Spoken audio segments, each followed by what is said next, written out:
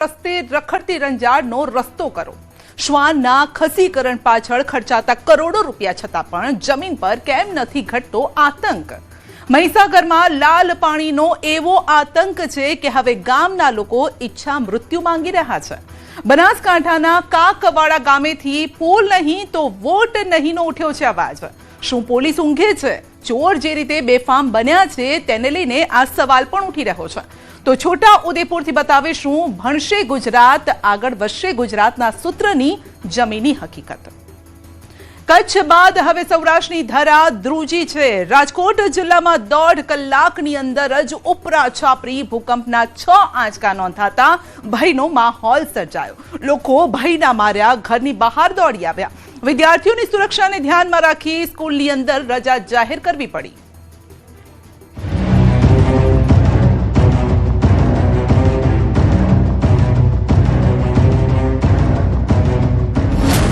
રાજકોટ જિલ્લામાં ભૂકંપના આંચકાથી ફફડાટ। 1.5 કલાકની અંદર 6 આંચકા નોંધાયા। ભૂકંપના આંચકાની તીવ્રતા 2.7 થી 3.8 વચ્ચે નોંધાઈ। વહેલી સવારે લોકો ગાઢ નિંદ્રામાં હતા અને ત્યારે જ ભૂકંપના આંચકાથી ફફડીને ઉઠી ગયા। ઘરની બહાર દોડી આવ્યા। રાજકોટના ઉપલેટા, જેતપુર, ધોરાજી, ગોંડલ પંથકમાં ભૂકંપના આંચકાથી ભયનો માહોલ પેદા થયો। આ સીસીટીવીની અંદર ભૂકંપનો આંચકો કેદ થયો છે। ભૂકંપના આંચકાના કારણે કેમેરો હાલક ડોલક થતો જોઈ શકાય છે। ધોરાજી અને ઉપલેટામાં વહેલી સવારે 6:19 3.8ની તીવ્રતાનો ભૂકંપનો આંચકો અનુભવાયો। ભૂકંપનું એપી સેન્ટર ઉપલેટાથી 27 કિલોમીટર દૂર નોંધાયું હતું। આ આંચકો એટલો તીવ્ર હતો કે જેતપુર, ધોરાજી અને ઉપલેટા શહેર સહિતના ગ્રામ્ય વિસ્તારોમાં સ્પષ્ટ કંપન અનુભવાયું હતું। ત્યારબાદ 1.5 કલાક સુધી ઉપરા છાપરી અલગ અલગ તીવ્રતાના 6 આંચકા અનુભવાયા।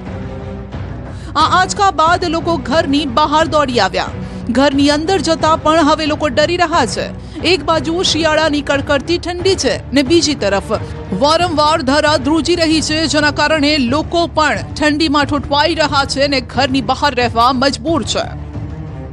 અહીંયા રાતથી અત્યાર સુધીમાં 6 આંચકા આવેલા છે। અહીંયા ઘણો ડરનો માહોલ છે। નાના નાના બાળકો ડરી ગયા છે। બધા બહાર નીકળીને બેઠા છે અને અહીંયા ટીમ અલર્ટ કરવા પણ આવેલી છે। ડરનો માહોલ તો ઘણો છે। નાના નાના બાળકો ઉઠી ગયા હતા સવારે। ઘરમાં બધી વસ્તુઓ હતી હલતી હતી। ગઈકાલે રાત્રે 3.3ની તીવ્રતાનો આંચકો। આ પંથકમાં ગઈકાલે રાત્રે પણ ધરા ધ્રુજી। ઉપલેટામાં પહેલો આંચકો રાત્રે 3.3ની તીવ્રતાનો નોંધાયો અને તે પછી પણ વધુ એક આંચકો નોંધાયો। ત્યારબાદ વહેલી સવારે ભૂકંપના આંચકા પર આંચકા આવતા રહ્યા। જો કે અત્યાર સુધીમાં ભૂકંપના આંચકાના કારણે કોઈ નુકસાનીના કે જાનહાનિના સમાચાર નથી, પરંતુ આંચકાના કારણે તકેદારીના ભાગરૂપે ધોરાજી અને જેતપુરની શાળાઓમાં રજા જાહેર કરી દેવાઈ છે। શાળાઓ જર્જરિત હોય ત્યાં આવા આંચકા સમયે વધુ ખતરો રહેતો હોય છે। ઉપરાંત ભૂકંપના આંચકાને લઈને વિદ્યાર્થીઓમાં પણ ભય છે, જેના કારણે જો દોડધામ મચે તો પણ વિદ્યાર્થીઓને નુકસાનીનો ખતરો રહેતો હોય છે। માટે તકેદારીના ભાગરૂપે સ્કૂલોમાં રજા જાહેર કરવામાં આવી। 14 સ્કૂલો છે। 14 સ્કૂલના આચાર્યને અમે અત્યારે મેસેજ નાખી દીધો છે કે કોઈ આચાર્ય એવી ભૂલ ન કરે કે કોઈ નુકસાન કરતા બિલ્ડિંગ હોય કે પડે એવી જર્જરિત બિલ્ડિંગ હોય તો બાળકો ન બેસાડવા। અને અમે બધા આચાર્યોએ અત્યારે ઉપર લેવલે પૂછી નક્કી જ કરેલું છે કે આજના દિવસે શૈક્ષણિક કાર્ય બંધ રાખીએ અને બાળકોના હિતમાં નિર્ણય લઈ તમામ લાઇન ડિપાર્ટમેન્ટને સૂચના આપેલી છે કે ગ્રામ્ય વિસ્તાર અને સિટી વિસ્તારમાં ચીફ ઓફિસર તથા ગ્રામ્ય વિસ્તારમાં ટીડીઓ શ્રી કે ભાઈ કોઈ ખોટો ભયનો માહોલ ના ફેલાય તથા શાળા કોલેજો સ્કૂલ છે ત્યાં કોઈ જર્જરિત રૂમ હોય એ ઉપરથી કલેક્ટર સાહેબના મેસેજ છે એટલે એમને સૂચના કન્વે કરેલ છે અને અત્યારે તમામ લાઇન ડિપાર્ટમેન્ટની મિટિંગ રાખી કે કોઈ ખોટા મેસેજ ના જાય અને પબ્લિક અવર રહે એવા મેસેજ અમારા લેવલે પણ અમે તમામ ગ્રામ્ય કક્ષાએ તથા સિટી કક્ષાએ આપીએ છીએ। આવું કોઈ આંચકા જણાય તો જાહેર જનતા છે એ સુરક્ષિત જગ્યાએ રહે અને કોઈ ખોટી અફવામાં ના ફેલાય એવું હોય તો અમારા કંટ્રોલ રૂમને કોન્ટેક્ટ કરી શકે છે। તાલાલામાં 1.7ની તીવ્રતાનો આંચકો। રાજકોટ સાથે ગીર પંથકમાં પણ સવારે ભૂકંપનો આંચકો અનુભવાયો। તાલાલામાં સવારે 9 કલાકે ને 8 મિનિટે 1.7ની તીવ્રતાનો આંચકો અનુભવાયો, જેનું કેન્દ્ર બિંદુ તાલાલાથી 15 કિલોમીટર દૂર નોંધાયું હતું। જો કે આંચકાના કારણે કોઈ નુકસાની નથી થઈ. તો અહીંયા જે ઇન્ટરપ્લેટ એક્સચેન્જ થાય છે એના લીધે સૌરાષ્ટ્ર રિજિયનની અંદર નાના મોટા ભૂકંપના ઝટકાઓ જે છે અનુભવાતા હોય છે. અત્યારે જ્યાં સુધી હું માનું છું ત્યાં સુધી આ જે ઇન્ટરપ્લેટ એક્સચેન્જ જે છે એના લીધે ભૂકંપના ઝટકા બની રહ્યા હોય, પરંતુ એ ખરેખર એક સંશોધનનો વિષય છે અને એની ઉપર વધારે ઠોસ કારણ જાણવા માટે આપણે એની અંદર વધારે સંશોધન કરવું જોઈએ. નાના આંચકા મોટા ભૂકંપના એંધાણ. 26 વર્ષ પહેલા 26 જાન્યુઆરીના રોજ આવેલા ભૂકંપને આજે પણ લોકો ભૂલી શક્યા નથી. શિયાળાની ઋતુ અને ઠંડી વચ્ચે કોઈ કનેક્શન હોય તેમ ઠંડી વધતા જ ભૂકંપના આંચકા શરૂ થઈ જાય છે. થોડા દિવસો પહેલા કચ્છના રાપરમાં પણ 4.3ની તીવ્રતાનો આંચકો અનુભવાયો હતો. ત્યારબાદ નાની તીવ્રતાના આંચકા અનુભવાયા. કચ્છ જિલ્લો ભૂકંપના ખતરનાક ઝોન 6માં આવે છે. હવે સૌરાષ્ટ્રની ધરા ધ્રુજતા સવાલ થાય છે કે શું આ કોઈ મોટા ભૂકંપના એંધાણ છે? જો કે ભૂસ્તર શાસ્ત્રીઓનું કહેવું છે કે નાના ભૂકંપના આંચકાથી જમીનની અંદર પ્રેશર રિલીઝ થાય છે, માટે મોટા ભૂકંપનો એટલો બધો ખતરો નથી ગણાતો. પરંતુ આ તો કુદરત છે. ન જાણ્યું જાનકી નાથે કાલે શું થવાનું છે, કેમ કે ભૂકંપની કોઈ સચોટ આગાહી નથી થઈ શકતી. તે વફાદાર છે પણ હવે બની ગયા છે માણસના દુશ્મન. રસ્તે રખડતો આ આતંક ટાંપીને બેઠો છે પોતાના શિકારની શોધમાં. શહેર શહેર હવે આ આતંક કહેર મચાવી રહ્યો છે. તંત્ર કરોડો રૂપિયા રખડતા શ્વાનના આતંકને નાથવા પાછળ ખર્ચે છે, પરંતુ આ ખર્ચો પાણીમાં જતો હોય તેમ લાગે છે. બીજી તરફ સિંહ અને દીપડા જેવા હિંસક પ્રાણીઓના પણ રહેણાંક વિસ્તારોમાં આંટાફેરા વધી ગયા છે.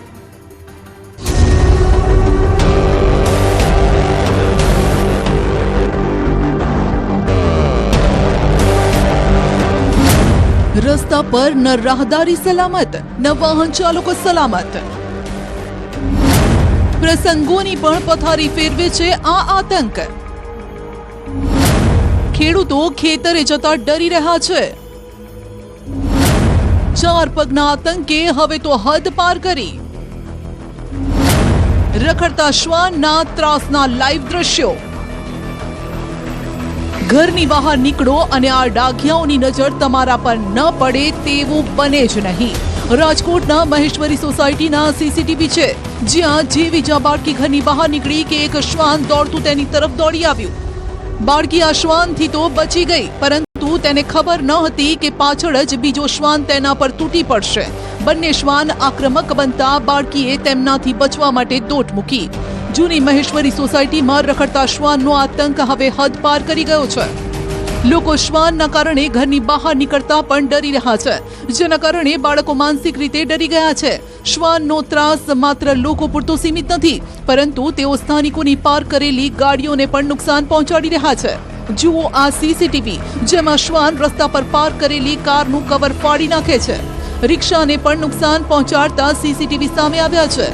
આ દ્રશ્ય તંત્રની નિષ્ફળતાની ચાળી ખાઈ રહ્યા છે કે રખડતા શ્વાનને લઈને તંત્ર કોઈ નક્કર કામગીરી નથી કરી રહ્યું. આ સીસીટીવી જોતા સવાલ થાય છે કે કરોડોના ખર્ચે શ્વાનનો ત્રાસ નિવારવા વિવિધ કામગીરી થતી હોય છે, તો શહેરમાં રખડતા શ્વાનોની સંખ્યામાં ઘટાડો કેમ નથી થતો? મનપા માત્ર કાગળ ઉપર કામગીરી બતાવવાના બદલે જમીની સ્તરે ઉતરીને આ ગંભીર સમસ્યાનો કાયમી ઉકેલ લાવે. સોસાયટીમાં રમતા બાળક પર શ્વાનનો હુમલો. મોરબીમાં પણ ઘરની બહાર રમતા બાળકો રખડતા શ્વાનથી નથી સલામત. આ સીસીટીવી જોઈ લો, જે સામાકાંઠા વિસ્તારની હરિપાર્ક સોસાયટીના છે. બાળક સોસાયટીના રસ્તા પર સાયકલ ચલાવી રહ્યું હતું ને ત્યારે જ શ્વાને હુમલો કરી તેને પચકા ભરી લીધા. બાળકને નીચે પાડી મોઢાથી ખેંચવાનો પ્રયાસ કર્યો. સદનસીબે આજુબાજુના લોકો દોડી આવતા બાળકનો બચાવ થયો. સ્થાનિકોનો દાવો છે કે આ હડકાયા શ્વાને 8 થી 10 લોકોને બચકા ભર્યા છે, જેને લઈને પાલિકામાં રજૂઆત કરી હોવા છતાં કોઈ પગલાં ભરવામાં નથી આવ્યા. 3 થી 4 લોકોને કરડવાનો કેસ બન્યો છે. એમાં ગતરોજ આ દીકરાને પાછળના ભાગમાં ગંભીર રીતે ઘાયલ કરેલો. હું આ તંત્રને, આપણી મહાનગરપાલિકાને એવું નિવેદન કરું છું કે આ જલ્દીથી આ જે રખડતા શ્વાન છે એનો યોગ્ય રીતે નિકાલ કરે. અમારા હરિપાર્ક સોસાયટીમાં કૂતરાનો બહુ ત્રાસ છે અને અમારે જણ ને બધા ધંધે વયા જાય તો વાય છોકરા બહાર રમે છે, તો અમે એને કેવી રીતે અમારે ધ્યાન રાખવું? બાયુને અંદર કામ કરવું પડે ને, તો અમારે એટલી વિનંતી કે તમે બધા આ કૂતરાનું એ કરો. તંત્રએ રખડતા શ્વાનને લઈને હાથ અદ્ધર કર્યા. રખડતા શ્વાનના આતંકથી જનતાને બચાવવા માટે મોરબી મનપા પાસે કોઈ વ્યવસ્થા નથી. ખુદ અધિકારીઓ જ કેમેરા સામે આ વાત સ્વીકારી રહ્યા છે. અધિકારીઓનું કહેવું છે કે રખડતા શ્વાનો માટે શેલ્ટર હોમ બનાવવાની કામગીરી ટેન્ડર સ્ટેજ પર છે. ત્યારબાદ ખસીકરણ વેક્સિનેશનની જરૂરી કામગીરી કરવામાં આવશે. તો શું ત્યાં સુધી જનતાએ આ રીતે જ રખડતા શ્વાનના આતંકનો ભોગ બનતા રહેવાનું? બહુ જ ટૂંક સમયમાં નંદીગઢની અંદર 50 રોડ ઉપર આવેલું છે ત્યાં ડોગ શેલ્ટર બનાવી રહ્યા છે અને ડોગ શેલ્ટર જેવું બની જશે ત્યાં સુધીમાં અમે ડોગનો એક સર્વે કરાવી રહ્યા છીએ કે મોરબીમાં અત્યારે હાલમાં કેટલા ડોગ છે, મેલ, ફિમેલ્સ અને પપી. એના જોગવાઈ ઉપર અમે આગળની કાર્યવાહી કરશું. વગર આમંત્રણે લગ્નમાં આખલો આવી ગયો. સલાયામાં એક લગ્ન પ્રસંગમાં લોકો નાચી રહ્યા હતા અને ત્યારે જ વગર આમંત્રણે એક આખલો ઘૂસી જતા અફરાતફરી મચી ગઈ. જીવ બચાવવા માટે લોકોમાં નાસભાગ મચી ગઈ. આખલાએ અનેક લોકોને અડફેટી લીધા. પ્રસંગમાં મોજ કરવા આવેલા લોકો હોસ્પિટલના બિછાને પહોંચી ગયા. આખલાની અડફેટી આવતા 8 થી 10 લોકોને ઈજા પહોંચી છે, જેઓ સલાયાની સરકારી હોસ્પિટલમાં સારવાર લઈ રહ્યા છે.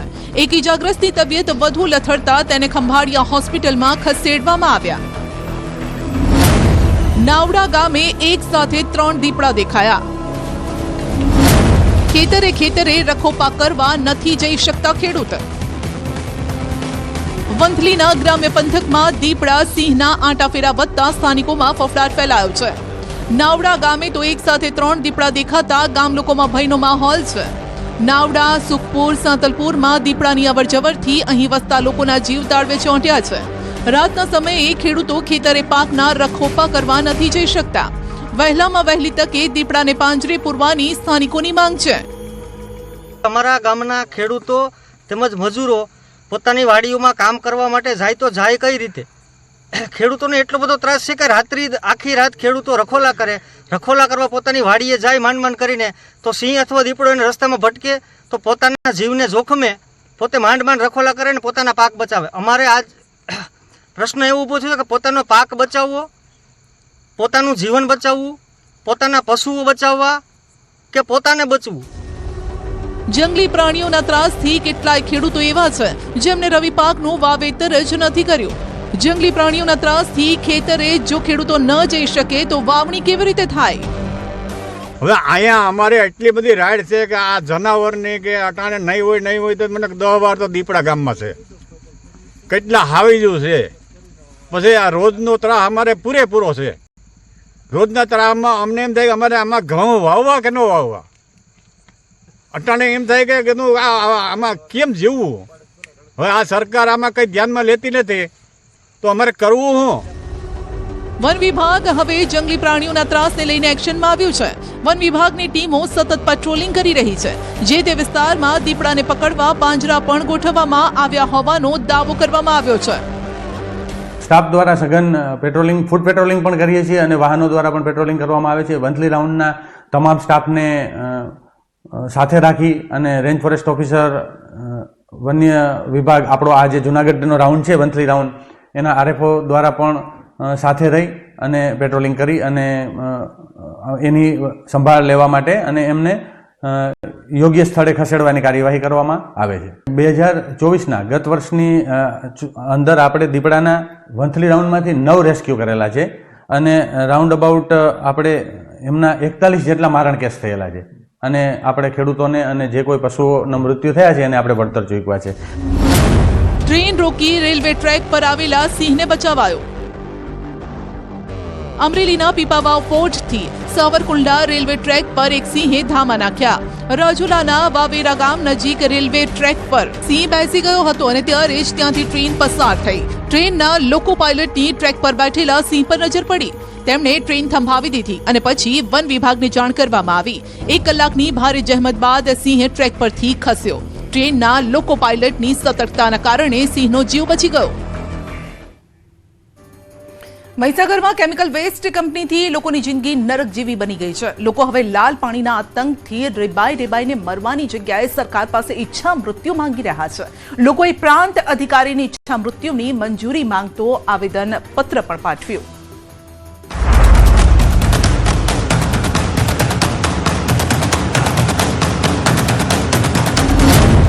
લાલ પાણીનો આતંક. એકદમ લાલ પાણી નીકળે છે. હવે ઢારિયાની અંદર જાય તો લાલ થઈ જાય છે અને ખેતરમાં જાય તો લાલ થઈ જાય છે. પાકનું નુકસાન થાય છે, ચોબડીના રોગો થાય છે, ફૂલિયો થાય છે, ખંજવાળ ઉપડે છે. જિંદગી બની ગઈ નરક.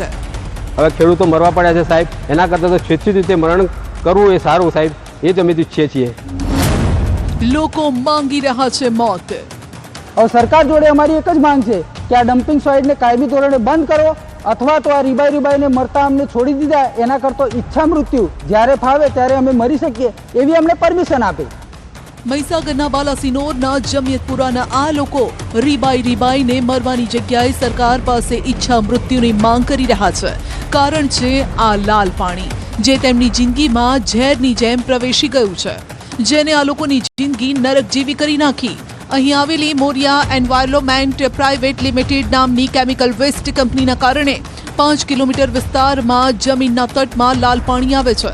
બોર હોય કે કૂવા કે પછી તળાવ, તમને જોવા મળશે આ લાલ પાણી, જેના કારણે લોકો ચામડીના રોગના શિકાર બની રહ્યા છે. સ્વાસ્થ્ય જોખમાઈ રહ્યું છે અને આરોગ્ય સાથે ચેડા થઈ રહ્યા છે. તેમજ અનેક આંદોલનો કરવા છતાં પણ ડમ્પિંગ સાઇટ બંધ નથી થઈ રહી, જેથી ગામના લોકોએ ઈચ્છા મૃત્યુની પરવાનગી માંગતું આવેદનપત્ર પ્રાંત અધિકારીને આપ્યું છે.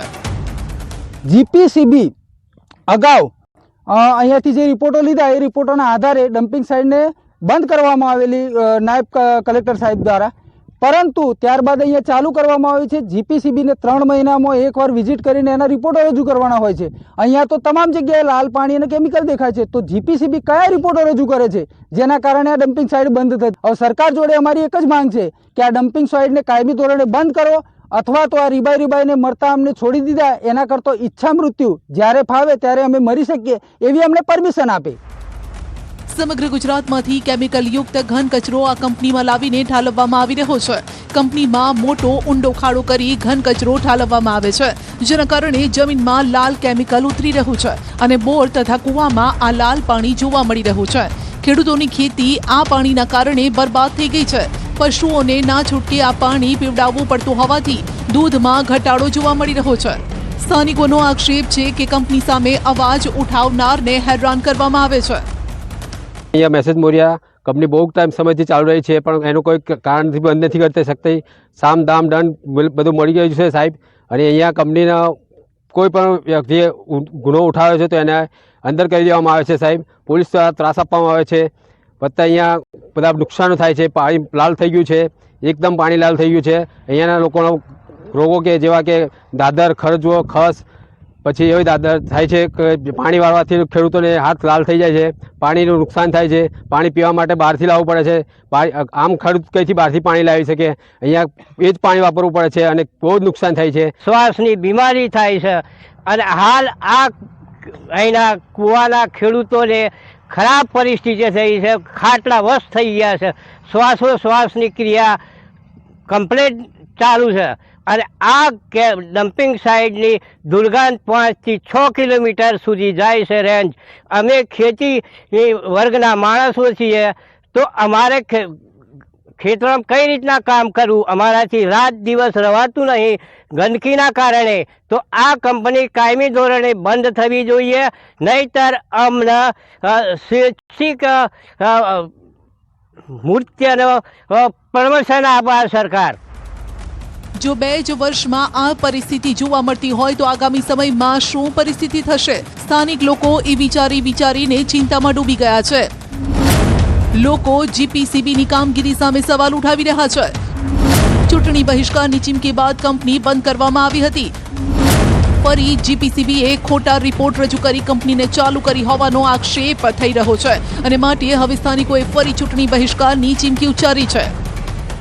નાયબ પ્રાંત સાહેબે અહીંયા આ ડમ્પિંગ સાઇટને ચૂંટણી બહિષ્કારની ચીમકી આપી હતી. એ વખતે એમણે તાત્કાલિક ધોરણે ડમ્પિંગ સાઇટને કાયમી બંધ કરવા માટેનો ઓર્ડર કર્યો હતો, પરંતુ હાઈકોર્ટે પણ એવું સૂચન કર્યું હતું જીપીસીબી બોર્ડને કે યોગ્ય પગલાંસર, યોગ્ય માપદંડોસર આ કંપનીને તમારે ચલાવવી અથવા તો એના રિપોર્ટો રજૂ કરવા, પરંતુ ગુજરાત પોલ્યુશન કંટ્રોલ બોર્ડે કંઈક નાણાંની લેતી દેતીમાં એણે ખોટા રિપોર્ટો રજૂ કરી અને આ કંપનીને ફરીથી કાર્યરત કરી છે. આવનાર દિવસોની અંદર 29 ગ્રામ પંચાયતોની અંદર અમે ચૂંટણી બહિષ્કાર કરવાના છીએ અને તમામ આગેવાનો સાથે 1-to-1 ચર્ચાઓ થઈ રહી છે અને આ ચર્ચાઓ કરી અમે મુખ્યમંત્રી સાહેબને પણ ટૂંક જ સમયમાં અમે મળવા માટે જવાના છીએ. કંપની બંધ કરો અથવા તો ઈચ્છા મૃત્યુની મંજૂરી આપો. આ માંગણી સાથે જ ગામ લોકોએ પ્રાંત અધિકારીને આવેદનપત્ર પાઠવ્યું. પ્રાંત અધિકારીએ જીપીસીબીને ફરી સેમ્પલ લેવા કહ્યું છે. ડમ્પિંગ સાઇટ છે તે બાબતે આવેદનપત્ર રજૂ કર્યું છે ત્યાંના પાણીના ક્વોલિટી ખરાબ થવા અંગે, જેના અનુસંધાને આગળ જીપીસીબી તથા આનુષંગિક જે પણ ડિપાર્ટમેન્ટો છે એમને કાર્યવાહી માટે ઓલરેડી સૂચના તો અગાઉ પણ આપી દેવામાં આવી છે, પરંતુ એમાં જે પણ નિયમો અનુસાર કાર્યવાહી કરવાની છે એ સત્વરે પૂર્ણ કરવામાં આવે એ માટે સંબંધિતો સાથે ફરીથી ફોલો પણ લેવામાં આવશે અને સૂચના પણ આપવામાં આવશે. જે જીપીસીબીની કાર્યવાહી સામે ગામ લોકો અવાજ ઉઠાવી રહ્યા છે તે જ જીપીસીબીને સેમ્પલ લેવાનું તંત્રએ કહ્યું છે. ત્યારે હવે કંપની સામે કેવા પ્રકારની કાર્યવાહી કરવામાં આવે છે અને સ્થાનિક લોકોને મોતના મુખમાંથી બચાવવામાં આવે છે કે નહીં, કે પછી મોતના હવાલે કરવામાં આવે છે, તે આવનાર સમય બતાવશે. પુલ નહીં તો વોટ નહીં, આ અવાજ ઉઠ્યો છે બનાસકાંઠાના કાકવાડા ગામમાંથી, જ્યાં 2022થી 4 વખત બ્રિજ માટે ખાતમુહૂર્ત થયું પરંતુ પુલ ન બન્યો.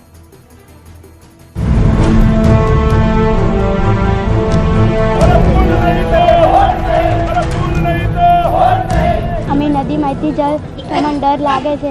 અમે વહેલા જાય તો અમે ઠરી જાય તો અમે મજાથી જાય છે. તમે પુલ બનાવો તો અમે જઈ શકીએ. ઊંડું પાણી હોય તો અમે મુશ્કેલીમાં અમે મેલાઈ જઈએ કે વાલીઓ મુશ્કેલી મેલાય છે. ફરીમાં આવે તો 15 થી 16 કિલોમીટર અમારે ફરીને આવવું પડે. વરસાદનો સમય હોય, બાળકોથી અમે લઈને જતા અમને ડર લાગે છે. પશુપાલનને કોઈ દૂધ ભરવામાં ડર લાગે છે. કોઈ દર્દી બીમાર હોય તો અમે જઈ શકતા નથી. અને વિરોધ કહો કે આજીજી કે પછી વર્ષો જૂની સમસ્યા, જેનાથી કંટાળી હારીને આખરે ગામના લોકોએ અને વિદ્યાર્થીઓએ આંદોલનનો રસ્તો અપનાવવો પડ્યો છે.